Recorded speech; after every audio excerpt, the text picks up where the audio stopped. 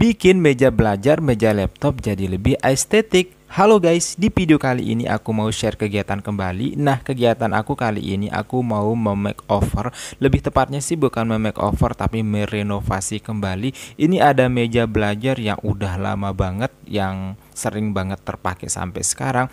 Tapi sekarang itu lebih seringnya itu digunakan untuk main laptop gitu guys, yang biasanya ini itu disebut sebagai meja belajar. Ini meja belajar udah lama banget guys, semenjak aku semester 1 kuliah. Bayangin itu aku wisudanya itu tahun 2014 dan sekarang ini udah tahun 2022 di akhir gitu guys ya. Dan ini tuh kalian bisa hitung ini kira-kira berapa tahun gitu guys. Dan ini alhamdulillah kuat banget sampai sekarang, karena memang bahan-bahan dulu itu biasanya itu lumayan kuat gitu guys ya. Bukan berarti barang sekarang itu aku bilang rusak gitu ya, tapi nggak tahu kenapa kalau yang sekarang itu cepat aja rusak.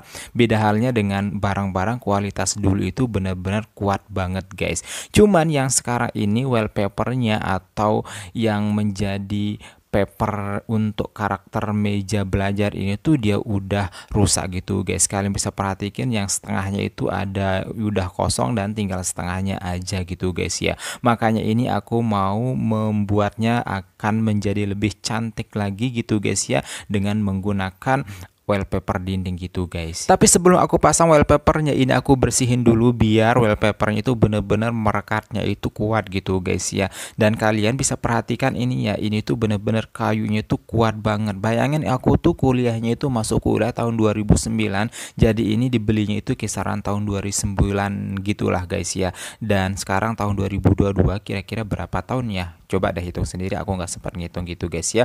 Dan sekarang ini aku masih membersihkannya bekas-bekas lakban kayaknya ini untuk sebagai perekat paper yang tadi itu, atau isolasinya itu benar-benar nempel banget yang ini, dan ini itu aku harus bersihkan gitu guys. Bersihinnya udah selesai dan ini penampakan semuanya ya, benar-benar kayu, full semuanya kayu.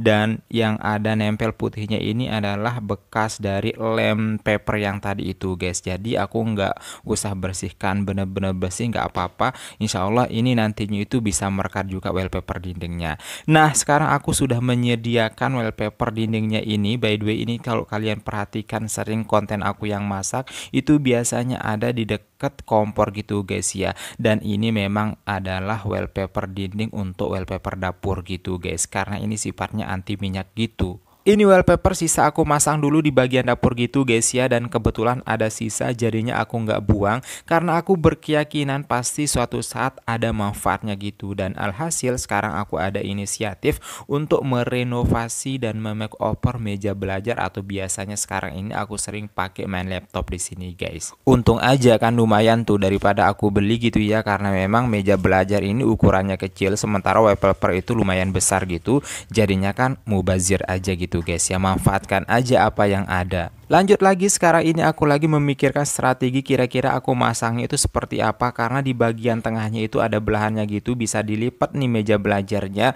Dan aku masang itu mestinya gimana gitu guys ya, apakah disatukan atau memang ada jaraknya gitu. Dan alhasil ternyata aku harus berikan jarak gitu guys ya, karena suatu saat ketika misalkan mau dilipat masih aman gitu guys ya. Dan sekarang saatnya aku lagi membuka stikernya. Oh ya, sedikit aku mereview stiker ini ya. Ini kalau nggak salah namanya stiker Shoku gitu. Dan ini itu cocok banget ditempelkan di bagian keramik gitu, dan tidak cocok di bagian tembok tetapi harus berkeramik. Dan tidak cocok juga untuk di semen karena takutnya nanti cepat kebuka gitu guys ya. Dan kalau kalian perhatikan di bagian dapurku ada yang kebuka, konten aku yang kemarin mungkin ada yang salfok gitu ya. Dan aku rekomendasiin kalau kalian mau menggunakan stiker ini khusus di bagian keramik aja, karena kalau di bagian keramik itu bener-bener melekat banget. Dan di bagian kayu yang super halus banget itu baru cocok deh guys. Tapi kelebihan stiker ini itu mudah dibersihkan dan anti minyak gitu guys ya. Jadi ibaratnya kayak keramik aja gitu ya. Kalau ada air, ada minyak apalagi, jadi mudah dibersihkan. Jadi tidak tembus gitu guys. Dan cocok banget dipasang di bagian meja, terutama bagian meja makan gitu guys ya, kan pasti ada sisa-sisa makanan gitu. Dan nanti kalau misalkan mau dielap itu gampang banget guys. Buat kalian yang mungkin berminat dengan stiker Shoku ini, stiker dapur ini dan anti minyak ini, boleh deh cek di Facebook Basar Kerta ya. Oke guys, lanjut lagi. Nah, sekarang yang aku bilang tadi itu di bagian tengahnya itu emang bener-bener aku kasih jarak dulu yang tadi itu guys ya.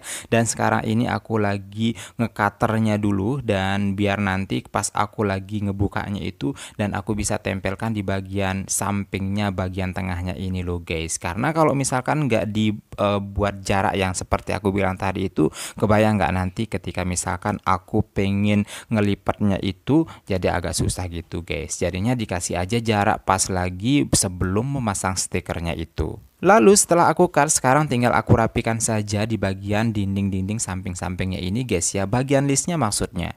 Mungkin ada di antara kalian yang memiliki meja belajar seperti ini, atau mungkin tidak hanya seperti ini guys ya, mungkin pengen memakeover atau mengganti karakter dari meja belajarnya. Boleh deh kalian menggunakan tips aku yang ini. Kalian cukup menggunakan stiker aja, itu boleh banget deh guys. Tapi yang aku saranin stiker yang model seperti ini guys ya, jangan stiker yang memang stiker dinding 3 dimensi gitu. Takutnya nanti misalkan kalian menggunakannya itu kalau dia ada air atau mungkin ada lecet-lecet itu susah untuk dibersihkan. Tapi kalau model stiker yang seperti ini tuh gampang banget untuk kita bersihkan. Sebenarnya sih sebagian orang kalau misalkan meja belajarnya, atau tidak hanya meja belajar tapi barang-barangnya, kalau memang ngerasa udah bosen dan mungkin ngerasanya itu udah nggak layak dipakai gitu ya, tinggal beli aja gitu ya. Tapi sebagian besar orang juga, ada orang yang mungkin tidak menginginkan barangnya diganti, tetapi ada nilai-nilai histori yang terkandung di situ, jadinya lebih baik direnovasi gitu guys,